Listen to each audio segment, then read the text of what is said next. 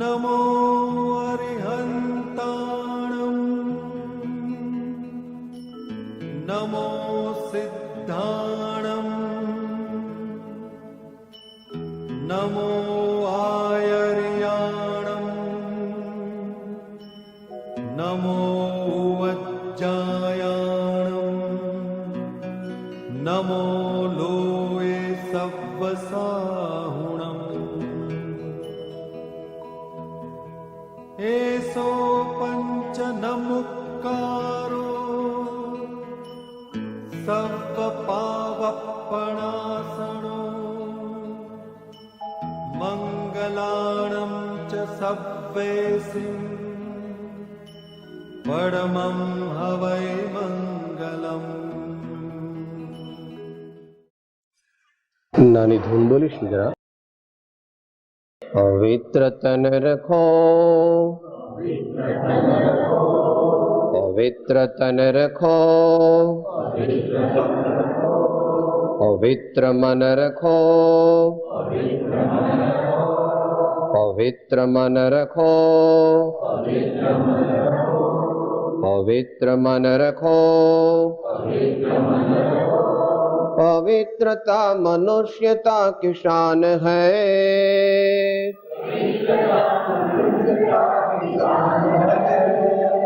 पवित्रता मनुष्यता की शान है,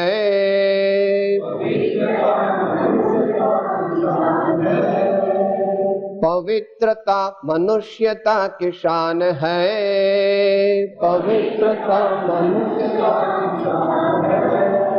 जो मन वचन कर्म से पवित्र हो, जो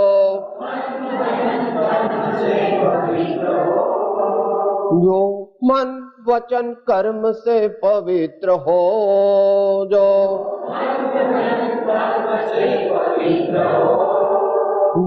मन वचन कर्म से पवित्र हो, जो वो चरित्रवान ही यहाँ महान है, वो चरित्रवान ही यहाँ महान है, वो चरित्रवान ही यहाँ महान है, वो चरित्रवान ही यहाँ महान है, वो चरित्रवान ही यहाँ महान है, वो चरित्रवान ही यहाँ महान है। पवित्र तन रखो, पवित्र मन रखो, पवित्र मन रखो, पवित्र मन रखो, पवित्र मन रखो। ओंकारं बिंदु संयुक्तं नित्यं ध्यायन्ति योगिनः कामदं मोक्षदं चैव ओंकाराय नमो नमः। मोक्षमार्गस्य नेतारं भेत्तारं कर्म भोभृताम् ज्ञातारं विश्वतत्त्वानां वन्दे तद्गुणलब्धये।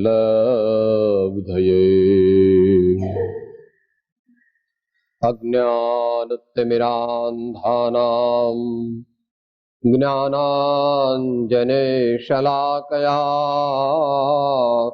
चक्षुः उन्मीलितं येन तस्मै श्री गुरवे नमः। मंगलमय मंगलकरण वीतराग वेगज्ञान नमो ताये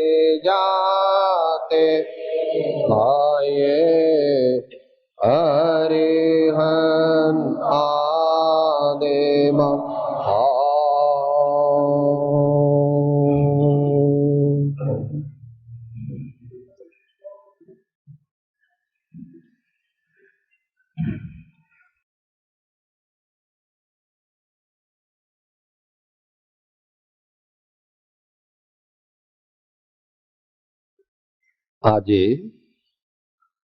સ્વાધ્યાયનો વિષય છે સ્વાધ્યાય. આજે સ્વાધ્યાયનો વિષય છે સ્વાધ્યાય.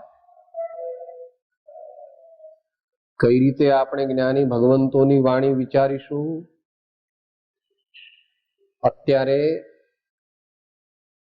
સ્વાધ્યાય એટલે શું અને સ્વાધ્યાય આપણે કેવી રીતે કરવો એની વિચારણા અત્યારે કરશું. અને સ્વાધ્યાયથી આપણને એટલે કોઈ પણ સાધક જીવને શું લાભ થાય, કેવી રીતે લાભ થાય એ વિશે જ્ઞાની ભગવંતો જે કહે છે તે યથા સમયે આપણે વિચાર.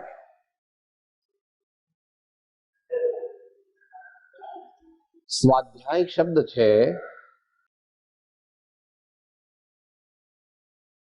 એ વિશે વિચારણા કરીએ એ પહેલા સ્વાધ્યાયનું સ્થાન સર્વજ્ઞ ભગવાને શું કહ્યું છે? તીર્થંકર ભગવાને, સર્વજ્ઞ ભગવાને આપણા આત્માને પરમ આનંદની પ્રાપ્તિ થાય, પરમ પદની પ્રાપ્તિ થાય એ માટે 4 મુખ્ય આજ્ઞા કરેલી છે. હે વત્સ, હે ભવ્ય, તું સાચી શ્રદ્ધા કર. હે ભવ્ય, હે વત્સ, તું સાચી શ્રદ્ધા કર. તું સાચું જ્ઞાન પ્રાપ્ત કર. તારું આચરણ સાચું બનાવ અને તું સાચું તપ કર. તો તારો આત્મા જે અત્યારે પરાધીન છે, પરતંત્ર છે, ગુલામ. આત્મા સંસારી અવસ્થામાં ગુલામ છે કે સાહેબ તમે હશો, અમારે તો કઈ એવું નથી કે ભાઈ તારે ખાવું પડે કે ન ખાવું પડે, ભલે 2-5 દીએ સાહેબ. એ તો એ સ્વતંત્રતા છે. ઊંઘવું પડે કે નહીં, ન ઊંઘવું હોય તો સાહેબ ઊંઘ તો જોઈએ. તો એ બધી પરાધીનતા છે. ભગવાનને જે જ્ઞાની પરમાત્મા થયા તેમને આવી કોઈ રાગની, દ્વેષની, ઊંઘની, ભયની, ટેન્શનની કે કોઈ પણ પરદ્રવ્યના અવલંબનની જરૂર નથી. તેઓએ સાદી અનંત અનંત સમાધિ સુખમાં અનંત દર્શન જ્ઞાન અનંત સહિત જો એવું પદ પ્રાપ્ત કર્યું છે. અને એમ કહ્યું છે કે તું પણ આવું પદ પ્રાપ્ત કરી શકે છે. અને એ પ્રાપ્ત કરવા માટે જ આ મનુષ્ય ભાવ મળ્યો. ખાવા પીવા માટે નથી. આપણા કરતા વધારે તો પેલું ભૂંડ ખાય છે. આપણે તો 3-4-5 વાર ખાઈ છીએ અને ભૂંડ રાઉન્ડ ધી ક્લોક ખાય છે. Any time is dinner time and lunch time for mister ભૂંડભાઈ. આપણા માટે પણ જો એમ આપણે કહીએ કે સાહેબ any time is tea time, any time is dinner time, any time is lunch time, તો આપણામાં પણ એ ભૂંડત્વના સંસ્કાર હજુ ગયા. ઠીક છે, માંદગી હોય કઈ સમયે પણ લેવું પડે, પણ એ દવાના સ્વરૂપમાં છે અને તે પણ સંભાવ. માટે આ 4 આજ્ઞા આપણને ભગવાને કરી. આપણી શ્રદ્ધા સાચી બનાવીએ, આપણું જ્ઞાન સાચું બનાવીએ, આપણું આચરણ રૂડું બનાવીએ અને આપણે રૂડું તપ તપીએ કે જેથી આત્મા સાથે લાગેલા કર્મો છૂટા થઈ જાય, નિર્જરી જાય, બળી જાય, ખરી જાય અને આપણો આત્મા એના મૂળ સ્વભાવમાં પ્રકાશિત થાય. We have to uncover our soul from the karmic આવરણ. આપણા આત્મા ઉપર જે કર્મોનું આવરણ લાગેલું છે એને દૂર કરવા માટેના ઉપાયોમાં આ 4 ઉપાય મુખ્ય કહ્યા છે. પછી એનો વિસ્તાર ઘણો છે. એ ભેદરૂપ પણ હોય અને અભેદરૂપ પણ હોય. અત્યારે આપણે એ વાતમાં નહીં જતા. ચોથા પ્રકારની જે આરાધના છે એ વિશે વિચારશું. આ ચારની અગત્ય કેટલી છે? એટલી બધી એની અગત્ય છે કે આજથી લગભગ 1800 વર્ષ પહેલા શિવકોટી આચાર્ય દેવે ભગવતી આરાધના એમ કરીને એક શાસ્ત્રની રચના કરી. ભગવતી આરાધના એટલે ચતુર્વિધ આરાધના જે છે, સમ્યક દર્શન, સમ્યક જ્ઞાન, સમ્યક ચારિત્ર, સમ્યક તપ, તેને વિશે તેઓએ હજારો ગાથાઓ લખી અને આપણને પ્રેરણા આપી કે હે ભવ્ય, તું આ મેં જેની આરાધના કરી છે એવી ભગવતી માં ચતુર્વિધ આરાધનાની જો તું સેવા કરીશ તો તને પણ અમારા જેવા આનંદનો અનુભવ થશે.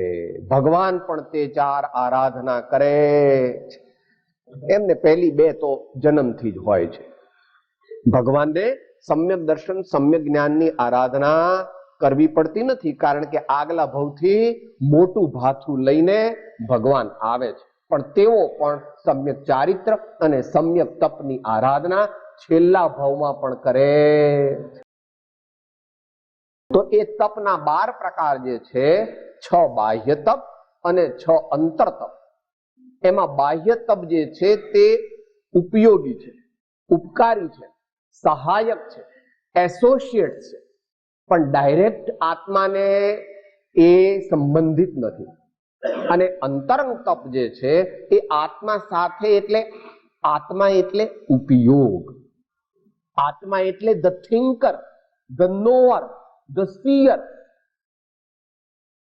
ધ એક્સપિરિયન્સિયર, જે સુખ દુઃખનો અનુભવ કરે છે તે અજ્ઞાનમાં સુખ દુઃખમાં તન્મય થઈ જાય છે અને જ્ઞાન દશામાં સુખ દુઃખને માત્ર જાણે છે.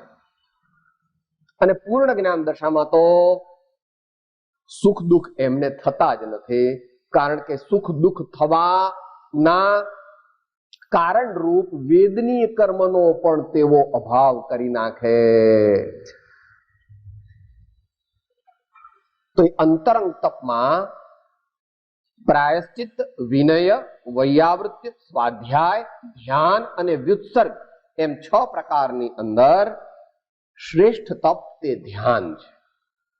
શ્રેષ્ઠ તપ તે ધ્યાન છે, કારણ કે તે સાક્ષાત મોક્ષનું કારણ છે. આમ હકીકત છે તો પણ અત્યારે, એટલે આ છેલ્લા 2500 વર્ષ ગણો લગભગ, અને આગામી તો ઘણો કાળ, એમાં આપણે ધ્યાનની અમુક હદ સુધી પહોંચી શકીએ. ધ્યાન આપણે પ્રાપ્ત કરી શકીએ છીએ. વ્યવહાર ધર્મ ધ્યાન પણ પ્રાપ્ત કરી શકીએ છીએ, નિશ્ચય ધર્મ ધ્યાન પણ પ્રાપ્ત કરી શકીએ છીએ, નિર્વિકલ્પ સમાધિ પણ પ્રાપ્ત કરી શકીએ છીએ. પણ એથી આગળ બીજી જે નિર્બીજ સમાધિ આદિ છે, જેને જૈન પરિભાષામાં શુક્લ ધ્યાન આદિ કહેવામાં આવે છે, તેની પ્રાપ્તિ વર્તમાનમાં કરવાની આપણી સમુચ્ચય યોગ્યતા નથી. માટે ભગવાન કહે છે, if you don't get the best, get the next best. If you don't get the best, you get the next best. પણ તમે પણ એવું કરો છો. તમે ઘી લેવા જાઓ અને જામજોધપુરનું ન મળે તો શું કહો છો? સારું ભાઈ, તારે ગિરનારનું આપો, અથવા તો જામનગરનું આપો, અથવા જે કંઈ જામ ખંભાળિયાનું જે હોય તે નેક્સ્ટ બેસ્ટ. વિમળની સાડી લેવા જાવ ને ન મળે તો કે ગાર્ડન વરેલી બતાવો, હા એવું કહો છો. Next best. એમ ધ્યાન કરવાનું છે.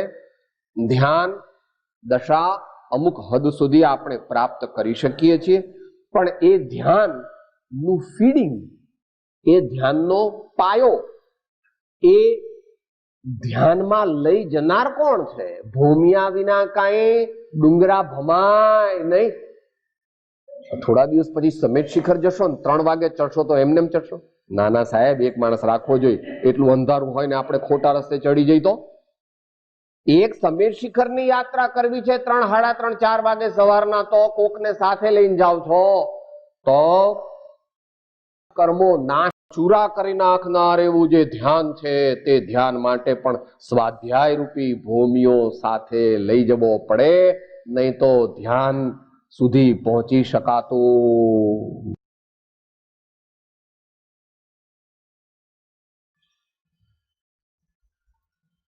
પણ સ્વાધ્યાય અને ધ્યાન એ બે સમજો કે ટ્વિન બ્રધર્સ છે. સ્વાધ્યાય અને સાચું ધ્યાન, સાચો સ્વાધ્યાય અને સાચું ધ્યાન એ બે ટ્વિન બ્રધર્સ જેવા છે. દે ગો ટુગેધર. વાંચવું તે કઈ સ્વાધ્યાય નથી, એ તો ઠીક કહીશું હમણાં. ઉપદેશ આપવો માત્ર તે સ્વાધ્યાય નથી. એટલે પછી ભગવંતને પૂછે છે શિષ્ય, હે ગુરુદેવ, આ સ્વાધ્યાય એટલે શું? તો ભગવાન એને શબ્દથી પણ સમજાવે છે. સ્વ વત્તા અધિ વત્તા આય ઇક્વલ ટુ સ્વાધ્યાય. સ્વ વત્તા અધિ વત્તા આય. સ્વ એટલે પોતાનું મૂળ સહજાનંદ સ્વરૂપ, જ્ઞાનાનંદ સ્વરૂપ, સચ્ચિદાનંદ સ્વરૂપ.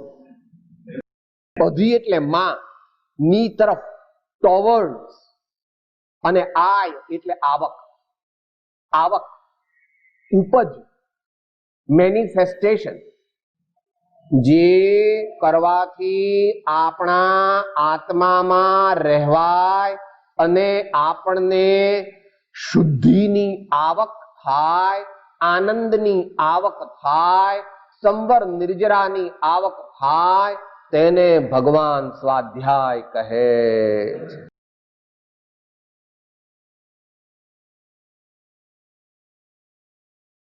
દુનિયાના જે આપણે વેપાર કરીએ છીએ એ તો આજીવિકાનું સાધન છે, અને એમાં તન્મય થઈએ તો ખોટનો ધંધો છે.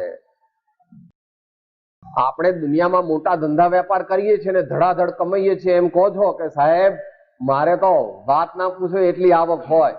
હા, હું કઈ તમારે જેવો નથી 25 કમાવું. હા, એમ કે છે હો મારે તો.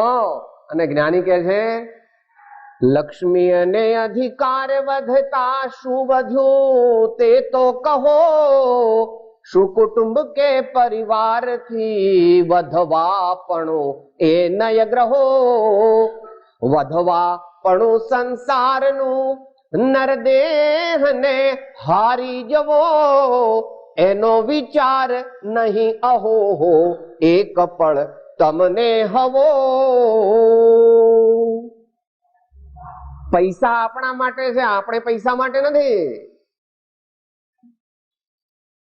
Money is for our convenience. Our life is not meant to mint money. Our life is not meant to mint money. આપણી સગવડ માટે આજીવિકાનું સાધન છે. ગૃહસ્થ ધર્મનું નિર્વહન કરવા માટે એની જરૂર છે. એ કાંઈ જીવનનું ધ્યેય નથી, એ તો જીવનનું એક ફરજ છે. જીવનની એક ફરજ, તે પણ ગૃહસ્થ માટે. માટે અહીંયા સ્વ વત્તા અધિ વત્તા આય એટલે પોતાના આત્મા તરફ ઝૂકવાથી, પોતાના આત્માના ભાવમાં આવવાથી જે આનંદની, પ્રસન્નતાની, શુદ્ધિની, સંવર નિર્જરાની વૃદ્ધિ થઈ, એવો જે પ્રોસેસ તેને ભગવાન સ્વાધ્યાય કહે. આ એની નિશ્ચય વ્યાખ્યા છે. નિશ્ચય નહીંની અપેક્ષા એની વ્યાખ્યા છે. પણ એ નિશ્ચય સુધી પહોંચવું કેવી રીતે? અહીંયા ધારો કે મંદિર હોય અને પહેલા માળે ભગવાન બિરાજમાન હોય, તો આપણે ભગવાનના દર્શન કરવા હોય તો કેવી રીતે કરીએ? અહીં બેઠા બેઠા ન થાય. માટે આપણે પહેલા દાદરો ચડવો પડે, અને એ દાદરો ચડીને પછી એ દાદરો છોડીને જ્યાં ભગવાન હોય ત્યાં જઈએ તો ભગવાનના દર્શન થાય. તો કોઈ કે સાહેબ દાદરો છોડવાનો જ છે ને, ચાલો મેં છોડી દીધો, મને અહીંયા ભગવાનના દર્શન થઈ જશે, કે ન થાય. ભગવાન પાસે જવા માટે દાદરો છોડવો પડે, પણ છોડ્યા પહેલા પકડવો પડે અને ચડવો પડે અને પછી છોડવાનો છે. એમ પ્રેરે તે પરમાર્થને તે વ્યવહાર સંબંધ. તો વ્યવહાર એટલે કે ભેદરૂપ. વ્યવહારનો અર્થ ઉપચાર નથી. અહીંયા કેવા કેવા પ્રકારનો સ્વાધ્યાય આપણે કરીએ તો આપણને આનંદ મળે, આપણી બુદ્ધિ નિર્મળ થાય, તો ભગવાન તત્વાર્થ સૂત્રમાં કહે છે, ભાઈ વાચના, પૃચ્છના, અનુપ્રેક્ષા, આમનાય, ધર્મોપદેશ, આ 5 સ્વાધ્યાયના પ્રકાર છે. આવા 5 પ્રકારે આપણે સ્વાધ્યાય કરીએ ગુરુ ગમ સહિત સત્સંગ ના યોગે તથારૂપ નિવૃત્તિ ક્ષેત્રમાં સત્પુરુષની આજ્ઞા અનુસાર યથાયોગ્ય અનુક્રમ પ્રમાણે. The order should be both chronological and logical. The order of scriptural study should be both chronological and logical.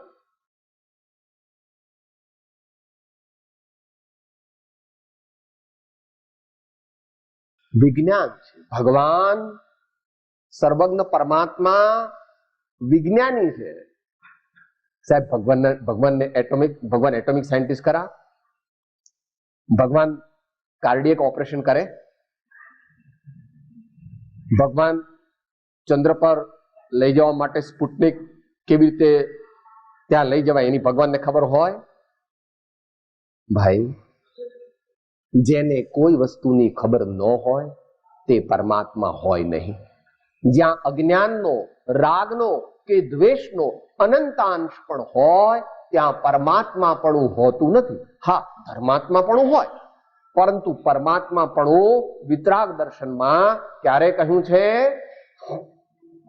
જ્યારે ઘનઘાતી કર્મો નાશ પામે અને આત્માનું બળ એટલું વધી જાય કે સર્વ જગતના પદાર્થો ઓટોમેટિકલી ભગવાનના જ્ઞાનમાં પ્રતિબિંબિત થાય. ભગવાન દુનિયા દેખતા નથી, પણ ભગવાનના નિર્મળ સ્વરૂપમાં દુનિયા દેખાય છે. ભગવાન દુનિયા દેખતા નથી.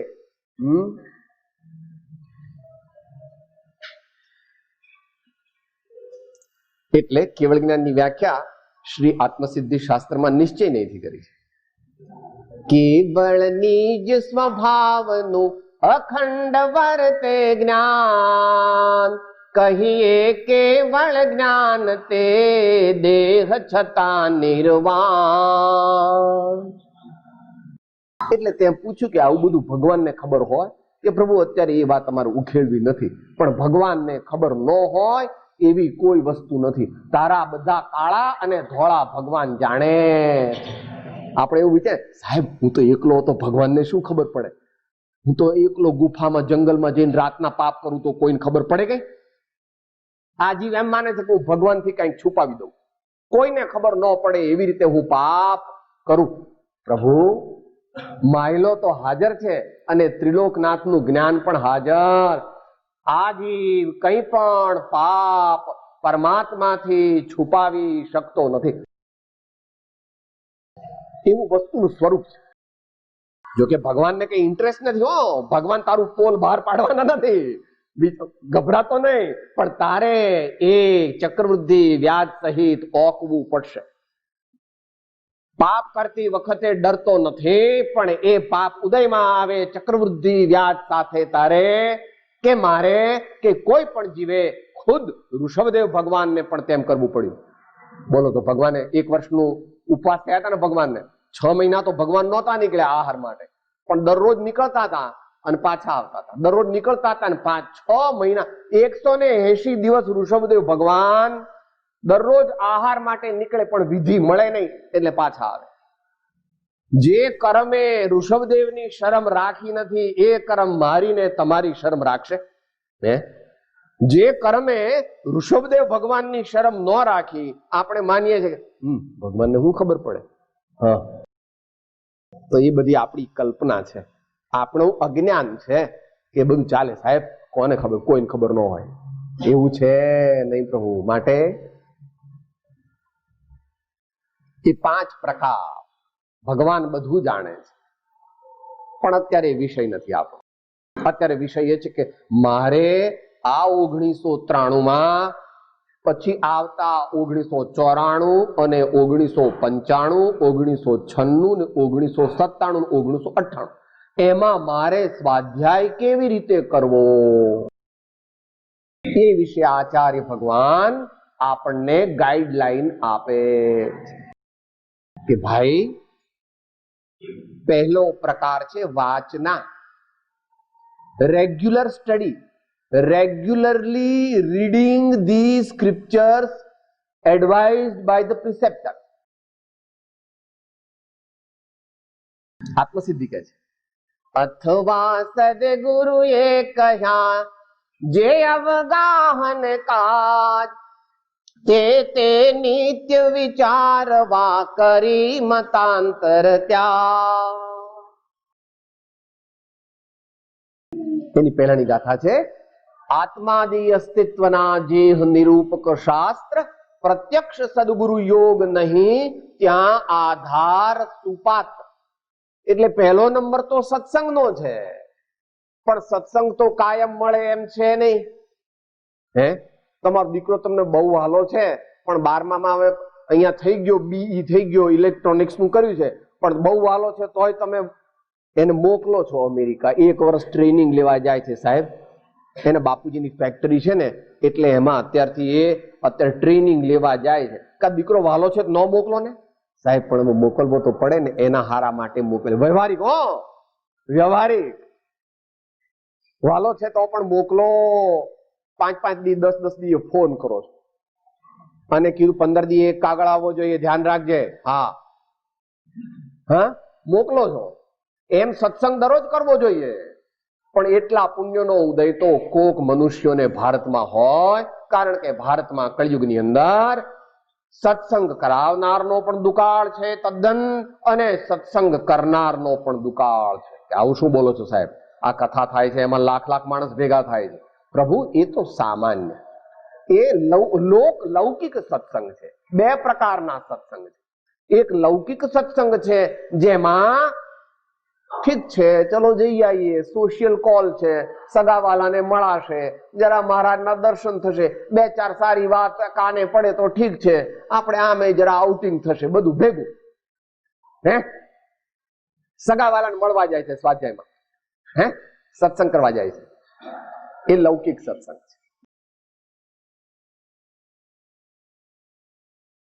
વિરલા મોટો વિષય છે, અત્યારે વિષય પ્રસ્તુત નથી, માત્ર એનો પાસિંગ રેફરન્સ. મિથ્યા આગ્રહ, પ્રમાદ, સ્વચ્છંદ અને વિષય લોલુપતા આપણા જીવનમાં ન હોય અને ગઈકાલે આવ્યું તે પ્રમાણે માત્ર મોક્ષ અભિલાષ એવા રૂડા ભાવથી આપણે તથારૂપ જ્ઞાની પુરુષના વચનને ભાવપૂર્વક સાંભળીએ, સમજીએ અને શ્રદ્ધીએ અને જીવનમાં ઉતારીએ, આ ત્યારે સત્સંગ કર્યો કહેવાય. જો સત્સંગ કરે તો અવશ્ય આત્મજ્ઞાન પ્રગટે, અને આત્મજ્ઞાન ન પ્રગટ્યું તો હજુ આણે યથાર્થપણે સત્સંગ બરાબર કર્યો. વાર લાગે, 2, 5, 10 સત્સંગમાં ન થાય. કૃપાળુદેવની એ પ્રમાણે આજ્ઞા છે દરેક જ્ઞાની ભગવંતોની. દીર્ઘકાળ સુધી યથાર્થ બોધનો પરિચય થવાથી બોધ બીજની પ્રાપ્તિ હોય છે, અને તે બોધ બીજ તે પ્રાય નિશ્ચય સમ્યક્ત્વ હોય. તો વાંચવું, સંત પુરુષોના સાનિધ્યમાં અથવા તેમના માર્ગદર્શન પ્રમાણે આપણે જ્યાં હોઈએ ત્યાંથી આપણો જીવન વિકાસ પામે એ પ્રકારેનું વાંચન કરવું. વૈરાગ્ય વધે અને પ્રયોજનભૂત તત્વનું પરિજ્ઞાન થાય એવા શાસ્ત્રો પહેલા વાંચવા. આપણા જીવનમાં વૈરાગ્ય વધે, આપણા જીવનમાં પરમાત્મા, સદગુરુ અને સદ્ધર્મ પ્રત્યેનો પ્રેમ વધે, અને આપણા જીવનમાં પ્રયોજનભૂત તત્વ, ફંડામેન્ટ, બેઝિક, પાયારૂપ. તમે મોટો બંગલો બનાવો તો પાયા વગર બનાવો ને? પાયા વગર બનાવો બંગલો? મારે તો સાહેબ 4 માળ લેવાના છે, એટલે હું તો નીચે 12 ફૂટનો મેં તો પાયો લો. પાયારૂપ. ઘણા શાસ્ત્રો ન જાણે તો પણ વાંધો નથી, પણ પ્રયોજનભૂત તત્વને જાણી લે અને જીવનમાં પ્રયોગ કરે તો અલ્પકાળમાં આત્મજ્ઞાન આદિ પ્રગટે.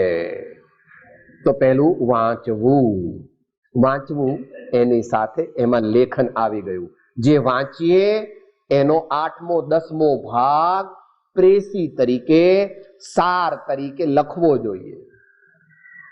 એ લખાણ નાની પોકેટ ડાયરીમાં પણ કરવું કે જે પાકીટમાં રહી શકે, સાદી નોટબુકમાં પણ કરવું કે જે 2-5 વર્ષ આપણી સાથે રહે, અને એક મોટા લીજર ચોપડામાં પણ કરવું કે જે આખી જિંદગી એટલે વર્તમાન જીવન 30, 40, 50, 60 કે 70 વર્ષ સુધી એ લીજર ચોપડો આપણી સાથે રહે. વારંવાર એમાંથી આપણે પ્રેરણા લઈએ. વાચના તે લેખનની સાથે હોવી જોઈએ. સામાન્ય વાંચનની કોઈ જગ્યાનો નિયમ નથી. બસમાં, ટ્રામમાં, ટેક્સીમાં, પ્લેનમાં, રેલમાં, તારા સિટિંગ રૂમમાં ગમે ત્યારે તું સામાન્ય વાંચન વાંચી શકે છે, એનો કોઈ નિયમ નથી. પરંતુ વિશેષ વાંચન કરવા માટે તારો પૂજાનો રૂમ હોવો જોઈએ અથવા પૂજાનો ખૂણો હોવો જોઈએ, જ્યાં ઠવણી ઉપર ભગવાનની વાણીને વિરાજમાન કરી તેનો યથાયોગ્ય વિનય કરી શાંતિપૂર્વક બેસવું જોઈએ અને એકાગ્રતાથી વાંચન કરવું જોઈએ. ઉત્તમ સ્વાધ્યાય તો નિવૃત્તિ ક્ષેત્રમાં થાય, તે મુંબઈ, કલકત્તા, અમદાવાદ, મદ્રાસ જેવા શહેરમાં થઈ શકે નહીં, કારણ કે ત્યાં આગળ એટલું કન્ડ્યુસિવ એટમોસ્ફિયર, સત્સંગ અને સ્વાધ્યાયને માટે જોઈએ તેટલું પવિત્ર વાતાવરણ તે સામાન્ય રીતે શહેરના ધમાલમય વાતાવરણમાં પ્રાપ્ત થવું દુષ્કર છે. માટે એને માટે સોલિટ્યુડ, lonely places where peace prevail, દુનિયાના ખડખડાટથી અને દુનિયાના કોલાહલપૂર્ણ વાતાવરણથી જ્યાં આત્મા પરમાત્માની સાથે એકતાર થઈ શકે એવી જગ્યાઓ, જ્યાં પૂર્વે જ્ઞાની પુરુષોએ તપશ્ચર્યા કરી હોય, જ્યાં પૂર્વે જ્ઞાની પુરુષો જન્મ્યા હોય, અથવા કોઈ એવા વિશેષ મહાપુરુષો જ્યાં રહ્યા હોય, તેવી જગ્યાએ સ્વાધ્યાયની પ્રવૃત્તિ ઉત્તમપણે થઈ શકે. સમય ઓછામાં ઓછું અડધો કલાક વાંચવું જોઈએ. મધ્યમ કક્ષાના સાધકે 2 કલાક વાંચવું જોઈએ. ઉત્તમ કક્ષાના સાધકનો કોઈ નિયમ નથી. એને નિરંતર સ્વાધ્યાય ચાલે છે. જેમ એને નિરંતર સામાયિક ચાલે છે, એમ એને નિરંતર સ્વાધ્યાય પણ ચાલે. એવા પુરુષો 5-10 જ ભારતમાં કે આ દુનિયામાં હોય, જેમને સહજ સમાધિ છે, જેમને સહજ સમાધિ. વાચના પછી બીજા પ્રકારનું સ્વાધ્યાય એને પૃચ્છના કહે છે. ભગવાન પોતાને પ્રાપ્ત થયેલા જ્ઞાનને પાકું કરવા માટે યથાયોગ્ય વિનયપૂર્વક વિશેષ જ્ઞાનીને પ્રણામ કરીને પોતાની જે શંકા આદિ તેમની સમક્ષ રજૂ કરવા અને તેઓ જે સમાધાન કરે તેને સમભાવથી ગ્રહણ કરી અને પોતાની શંકા દૂર કરવી, પોતાનું જ્ઞાન પાકું કરવું અને એ રીતે નિશંકિત્વપણે, દ્રઢપણે તત્વનો નિર્ણય કરવો, તત્વ સંબંધી ફાઇનલ કન્ક્લુઝન કરવું, તેને ભગવાન પૃચ્છના નામનું તપ કહે છે. પ્રશ્નોત્તરી, ધર્મ વાર્તા, શંકા સમાધાન, પોતાના આત્માના કલ્યાણ માટે આ પ્રકારના સ્વાધ્યાય રૂપી તપમાં પ્રવર્તે તેને ભગવાન પૃચ્છના કહે છે. માટે એ યથાવિધિ હોવું જોઈએ. વિનયપૂર્વક જે પ્રમાણે પૂછવું જોઈએ તે પ્રમાણે સ્પષ્ટપણે પૂછવું જોઈએ.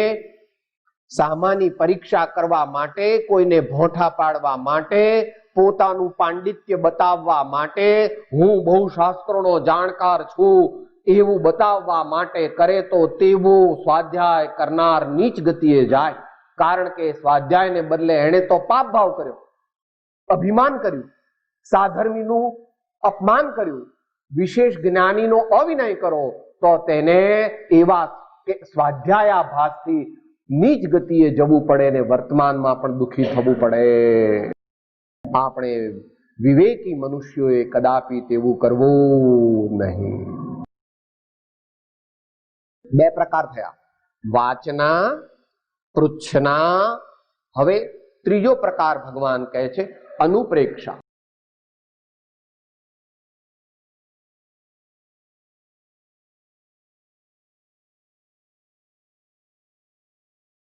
સતત સૂક્ષ્મ. આ સ્વાધ્યાયનો પ્રકાર સૂક્ષ્મ છે, કારણ કે એમાં મોટા ભાગે શાસ્ત્રના અવલંબનની જરૂર થોડીક જ પડે છે. શાસ્ત્રના અવલંબનની જરૂર થોડીક જ પડે છે. નવા નવા સ્વાધ્યાય કરનાર હોય તો એને શાસ્ત્રના અવલંબનની જરૂર પડે, પણ અનુપ્રેક્ષામાં 3 શબ્દ છે, અનુ વત્તા પ્ર વત્તા ઈક્ષ. અનુ એટલે ની પાછળ પાછળ, ની આજ્ઞા પ્રમાણે, સર્વજ્ઞ સદગુરુદેવની આજ્ઞા પ્રમાણે. અનુ, he who follows. તમારો નાનો ભાઈ હોય ને એને શું કહો છો? અનુજ. અનુજ એટલે તમારા પછી જન્મ્યો છે એટલે અનુજ કહો છો એને. અનુ. પ્ર એટલે પ્રકૃષ્ટપણે, વિશેષપણે, રૂઢી રીતે, પ્રિડોમિનન્ટલી, સ્ક્રુપ્યુલસલી. અને ઈક્ષ, ઈક્ષનો શબ્દાર્થ તો થાય છે જોવું, પરંતુ અહીં તો પોતાના આત્માને અને સમસ્ત વિશ્વને પરમાત્માની આજ્ઞા અનુસાર જોવું, ચિંતવવું, મનન કરવું, એને ભગવાન અનુપ્રેક્ષા નામનો સ્વાધ્યાય કહે છે. આપણા જેવા અલ્પ બળવાળા મનુષ્યો સીધો આત્માનો સંપર્ક કરી શકતા નથી. વળી આપણને વૈરાગ્ય પણ વિશેષ નથી. માટે જ્ઞાની ભગવંતો આપણને 12 પ્રકાર અને 4 પ્રકાર એમ અનુપ્રેક્ષા કરવાની કહે છે, જેને જૈન દર્શનમાં 12 ભાવના કહેવામાં આવે છે.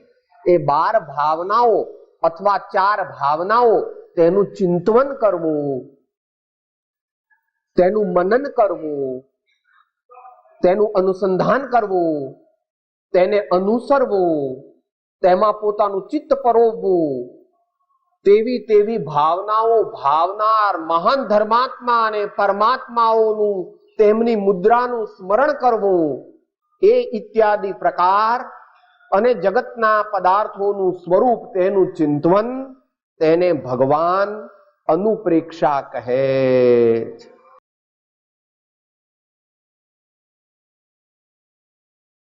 આપણે તો માત્ર તેનો સામાન્ય અભ્યાસ કરી શકીએ. તીર્થંકર ભગવાન રાજા તરીકે પોતાના મહેલની અંદર, પોતાના પૂજાના રૂમમાં અને મંદિરની અંદર પણ એ ભાવના કરે છે. તીર્થંકર ભગવાન પણ દીક્ષા લેતા પહેલા વિશેષપણે અને 8 વર્ષના થયા પછી આજીવન દરરોજ અનુપ્રેક્ષા કરે.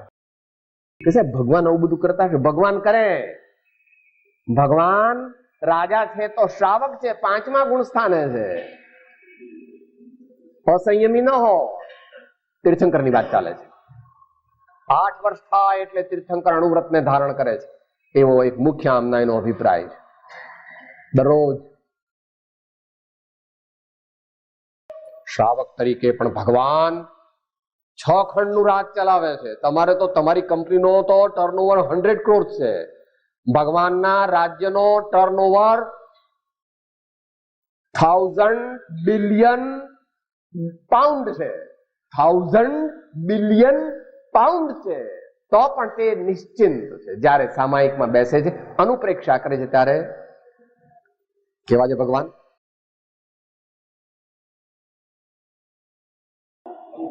बहिरातम मूढ़ा जग जेता, माया के संग रहता, घट अंतर परमात्म भावे, घट अंतर परमात्म भावे, ये दुर्लभ प्राणी ते तायवधु, राम राम जग गावे, विरला अलख जगावे अवधु, राम राम जग गावे, विरला अलख जगावे, विरला अलख जगावे, विरला अलख जगावे.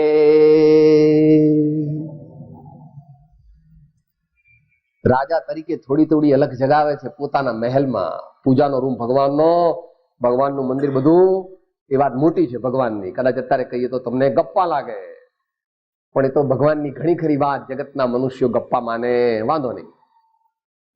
ભગવાન પણ અનુપ્રેક્ષા નામનો સ્વાધ્યાય રાજા તરીકે પણ કરે છે.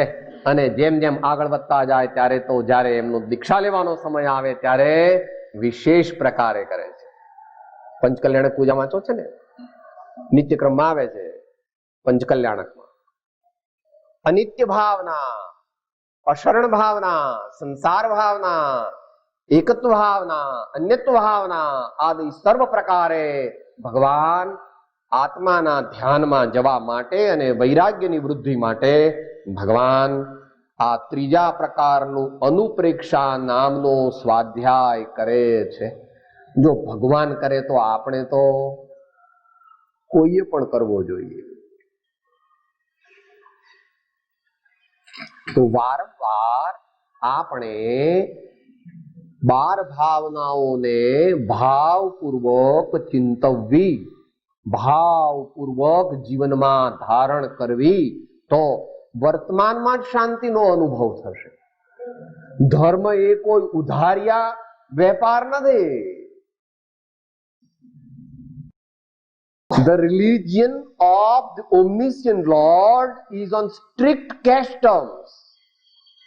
The practice of religion of the Tirthankaras, the omniscient Lord, is strictly on caste terms. જે ધર્મ પામે તે તત્કાળ આનંદને પામે.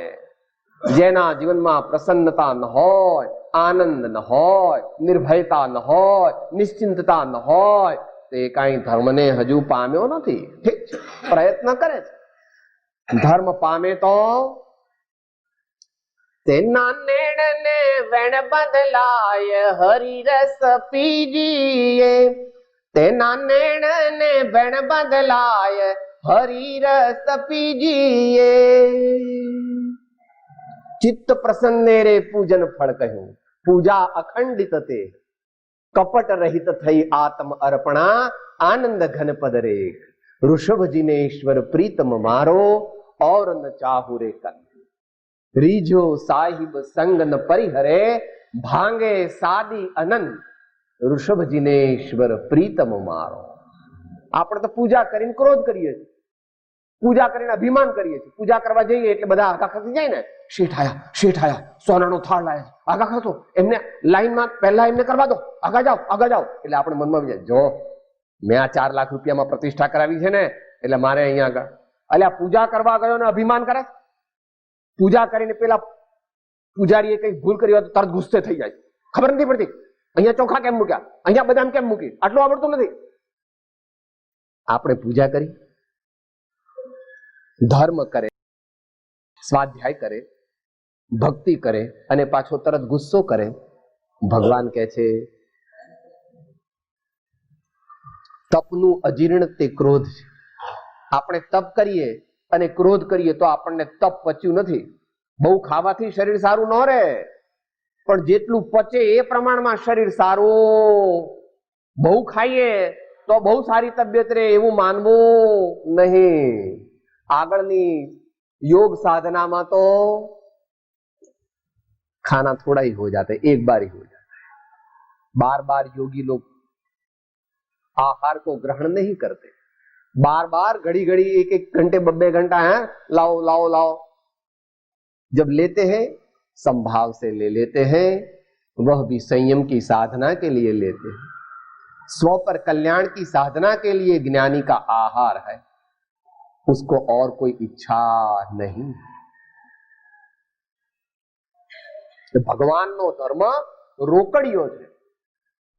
આ રોકડિયા હનુમાન ને બધા હોય છે ને, આ રોકડિયા ભગવાન છે. ભગવાનનો ધર્મ રોકડિયો છે કે સાહેબ અત્યારે આપણે ધર્મ કરીને ખૂબ દુઃખ વેઠવાનું, ખૂબ કષ્ટ વેઠવાનું, ખૂબ આપણે દુઃખ પડે, પછી ભવિષ્યમાં સ્વર્ગમાં જઈશું તો સુખ મળશે. કે હાલતો થા હાલતો, એવો ભગવાનનો ધર્મ નથી. ભગવાનનો ધર્મ અત્યારે અલ્પ કષ્ટ પડે એનો કઈ વાંધો નહીં. અલ્પ કષ્ટ વિના તો કઈ નથી. દુનિયાનું કોઈ પણ કાર્ય, તમારે સારા બાબાને બેબી જોઈતા હોય તો ડિલિવરીમાં ભાઈ થોડો વખત તો દુઃખ તો વેઠવું પડે. હે સારા બાબા બેબી, પણ તરત પૂછો બાબો બેબીનો એમ થાય ને કે બાબો છે કે બેબી, લે મમ્મી હજુ તો આપણને ખબર ન હોય. કેમ ભાઈ? થોડું કષ્ટ વેઠે છે શેને માટે? ઘણું સુખ પ્રાપ્ત કરવા માટે વેઠે. માતૃત્વ પ્રાપ્ત કરવા, માતૃત્વ પ્રાપ્ત કરવા, સંસ્કારી સંતતિ પ્રાપ્ત કરવા. થોડું એમ આપણા આત્માના કલ્યાણ માટે स्वार्थ त्याग की कठिन तपस्या बिना खेद जो करते हैं, ऐसे ज्ञानी साधु जगत के दुख समूह को हरते हैं. સહન કરવામાં જ્ઞાનીઓને કઈ વાંધો નથી, પણ તેઓ આપણને એમ લાગે છે કે ભગવાન બહુ દુઃખી. આપણને એવું લાગે સાહેબ અરે ભગવાનને કેટલું બધું દુઃખ, બિચારાને એકલા રહેવાનું, જંગલમાં રહેવાનું, કપડા લત્તા નહીં, ખાવા પીવાનું ઠેકાણું નહીં, ભગવાનને ઓઢવા પહેરવાનું નહીં, એર કન્ડિશનર નહીં, ભગવાનને કોઈ પગ ન દાબે, ભગવાનને દવા ન આપે. મન તો ભગવાનને બહુ એવું થાય છે, હું ભગવાનને મને કીધું હોત ને તો હું મારા ફ્લેટમાં એમને રૂમ જુદો બાંધી. ભગવાનનું બહુ દયા આવે. ભગવાનને આટલું બધું દુઃખ બિચારાને લે. હે આપણને એમ લાગે ભગવાન બહુ દુઃખી. નિજાનંદ રસ લીન ભગવાનનું વર્ણન હું કરી શકું નહીં, કોઈ કરી શકે. કદાચ હું કરું તો પણ તમે બધા એમ કહો કે મહારાજ કંઈક લઈને આવ્યા લાગે, એમનું કઈ ઠેકાણું. કારણ કે પરમાત્માનું સ્વરૂપ જો જાણીએ તો એમની સાથે તરત જ, જો કોઈ જીવ મારા સ્વામીને ઓળખે તો તરત જ લવ એટ ફર્સ્ટ સાઇટ થઈ જાય. જે ભગવાનને ઓળખે તેનો ભગવાન સાથે તત્કાળ પ્રેમ સંબંધ થઈ જાય. પણ ભગવાન એકદમ ઓળખાય એમ છે, આની પણ યોગ્યતા નથી ને ભગવાન પણ કાઠા છે. માટે આ ઘણી તૈયારી કરશે ત્યારે ભગવાન ઓળખાશે. આ જીવ ઘણો પ્રયત્ન કરશે ત્યારે ભગવાન સાચા સ્વરૂપમાં ઓળખાશે. એવું દેવચંદ્રજી મહારાજ ને કુનકુન સ્વામીએ કહ્યું છે. સ્વામી ગુણ ઓળખી સ્વામીને જે ભજે, દર્શન શુદ્ધતા તેહ પામે. જ્ઞાન ચારિત્ર તપ વીર્ય ઉલ્લાસથી કર્મ ઝીપી વસે મુક્તિ ધામે. આચાર્ય કુનકુન સ્વામી કહે છે, જે જાણતો અરિહંતને ગુણ દ્રવ્યને પર્યયપણે, તે જાણતો નિજ આત્મને તસુ મોહ પામે લય ખરે. જો આપણે પરમાત્માને ઓળખીએ તો આપણો મોહ નષ્ટ થઈ જાય અને આપણો પરમાત્મા સાથેનો શાશ્વત પ્રેમ સંબંધ સ્થાપિત થઈ જાય. પછી કોઈ દી છૂટે. ભગવાન સાથે એક જ વાર પ્રેમ કરવો પડે, પછી ઓટોમેટિક થયા કરે. પણ એક વાર એ પ્રેમ કરવા માટે ઘણી મહેનત કરવી. તો અનુપ્રેક્ષા, ભગવાન પણ અનુપ્રેક્ષા નામનો સ્વાધ્યાય રૂપી તપ કરે. આમનાય, ચોથા પ્રકારનો સ્વાધ્યાય આમનાય. આમનાય એટલે સાદી ભાષામાં શાસ્ત્ર પારાયણ. શાસ્ત્ર પારાયણ એને માટે ઘોષ શબ્દ પણ વાપરવામાં આવે છે, કારણ કે આમનાય રૂપી તપની અંદર આપણે સામસામે ભાઈઓ બહેનો અથવા એક ભાઈ કે બહેન બોલાવે ને બીજા બધા ઝીલે એવી રીતે શાસ્ત્રનું પારાયણ કરીએ છીએ, એને ભગવાન આમનાય રૂપી સ્વાધ્યાય કહે.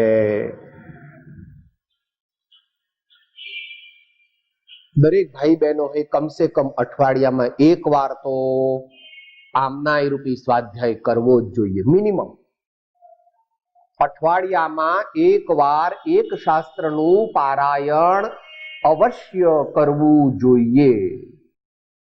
નહીં તો આપણી સાધના બની શકે નહીં, ઉડી જાય, ઇવેપોરેટ થઈ જાય. કારણ કે 24 કલાક તો અસત્સંગ છે, અસત પ્રસંગ છે, અને થોડીક સાધના કરી અને સંતોષ માની લઈએ તો આપણું કલ્યાણ થઈ શકે. એટલે કોઈ પણ એક શાસ્ત્રને ભાવપૂર્વક બોલવું અને બીજા ઝીલે બોલવું એ તો ગૌણ છે. વ્યવસ્થિત બોલવું, શુદ્ધ ઉચ્ચારથી બોલવું, પરંતુ તે બોલેલા શબ્દોના અર્થનું ચિંતન કરવું. જે શબ્દો બોલીએ તેનો અર્થ અંતરમાં વિચારવો અને એ રીતે આપણા આત્મા સાથે ભગવાનની વાણીનો સંસ્પર્શ કરવો. ભગવાનની વાણીના શબ્દોના ભાવાર્થનો આપણા આત્મા સાથે સંપર્ક કરો. Close association, intimate association. આમના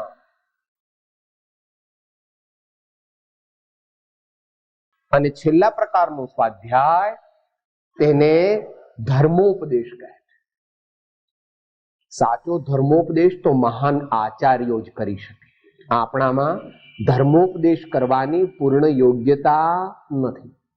આપણે કરીએ એને સ્વાધ્યાય કહેવાય, વાંચન કહેવાય, વાચના કહેવાય. કારણ કે એમનું પણ સ્વરૂપ નહીં કહું, કારણ કે આચાર્યનું સ્વરૂપ જો કહું તો પણ તમારા મગજમાં બેસે એવું છે. કારણ કે અત્યારે એવા તથારૂપ જેવા ભગવાને કહ્યા તેવા દેખાતા નથી. છતાં અભ્યાસી ભાઈઓ માટે ધર્મોપદેશ કરનાર કેવા હોય એને માટે આચાર્ય મહારાજે 16-17 મુખ્ય વિશેષણ વાપર્યા છે. આત્માનું શાસનના 5મા શ્લોકમાં ધર્મોપદેશ કોણ કરી શકે?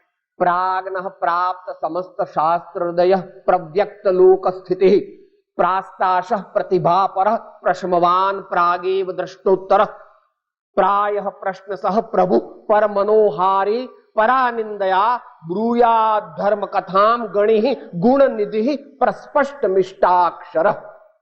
આટલા ગુણો જેનામાં પ્રત્યા હોય તેવા મહાન યોગીશ્વર તે દેશના દઈ અને હજારો સેંકડો જીવોને આત્માના માર્ગે જગાડી શકે છે. તેમના ચરણ કમળ જ્યાં પડે તે ધૂળી પણ આપણા હૃદય, આપણા મસ્તક પર ચડાવીએ તો પણ આપણે ધન્ય છીએ. તો તીર્થંકરની તો વાત જુદી જ છે. પ્રભુ ધર્મોપદેશ જેવી રીતે દુનિયામાં તમારા હાથમાં કોઈ બહુ સારો ધંધો આવ્યો કે જેમાં 100% પ્રોફિટ હોય તો તમે તમારા દીકરાને, જમાઈને, ભાણિયાને, ભત્રીજાને બધાને બતાવો છો કે ભાઈ બીજું બધું મૂકને, આ ધંધો કર. થોડા વખતમાં આપણે નિશ્ચિંત થઈ જઈશું. તો ભગવાનને અને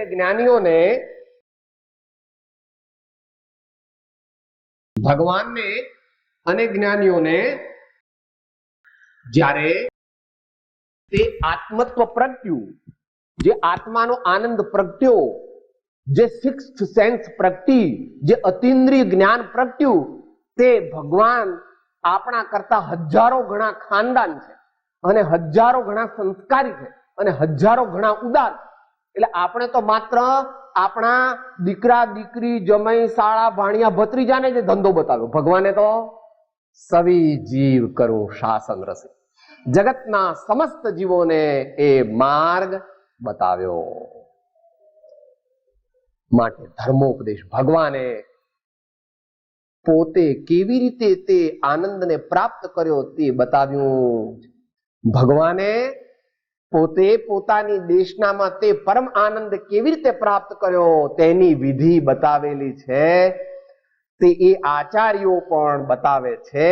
એ પ્રમાણે જ્યારે તથારૂપ જ્ઞાની પુરુષો પાસેથી આપણે તે મોક્ષ માર્ગ વિશે જ્ઞાન પ્રાપ્ત કરીએ અને તેઓ જે જ્ઞાનનું દાન દે તેને ધર્મોપદેશ કહેવામાં આવે છે. તો આ પ્રકારે આપણે સ્વાધ્યાયનું સ્વરૂપ સામાન્યપણે જાણ્યું. સિદ્ધાંતની અપેક્ષાએ, અધ્યાત્મની અપેક્ષાએ એ થોડુંક જુદું છે. થોડું એને વિશેષ સમજવાની જરૂર છે. કારણ કે આ કાળે આ ક્ષેત્રે સ્વાધ્યાય તે આપણા બધા માટે સર્વોત્તમ તપ છે. આપણે એમ કહીએ સાહેબ હું તો અભણ છું, કઈ વાંધો નહીં. અભણ હોય તો સાંભળવો, અભણ હોય તો યાદ રાખવો. એમ કરતા કરતા આપણી બુદ્ધિ વિકાસ પામશે, આપણો આત્મા નિર્મળ થશે અને જે આપણે શરૂઆત કરી હતી સ્વ વત્તા અધિ વત્તા આય સ્વાધ્યાય શા માટે કરીએ છીએ? મોક્ષ કહ્યો નિજ શુદ્ધતા તે પામે તે પન સમજાવ્યો સંક્ષેપમાં સકળ માર્ગ નિર્ગ્રંથ. સમજાવ્યો સંક્ષેપમાં સકળ માર્ગ નિર્ગ્રંથ.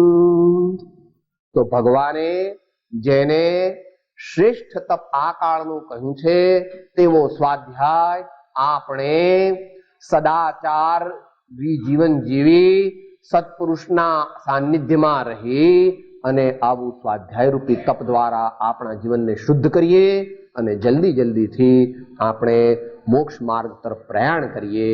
એ આપણા સૌને કલ્યાણરૂપ છે. પરમાત્મા આપણને તેવું કરવાની શક્તિ આપે અને આપણે તે પ્રમાણે કરીએ એ જ આપણી સાધનાનું સાર્થકપણું.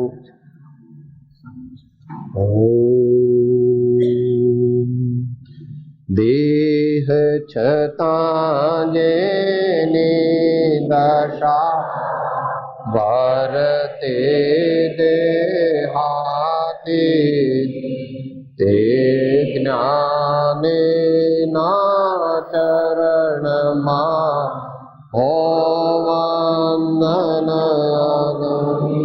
બોલો મહાવીર સ્વામી ભગવાન કી જય. 24 તીર્થંકર ભગવાન, સદગુરુ દેવ કી, જીન શાસન દેવ.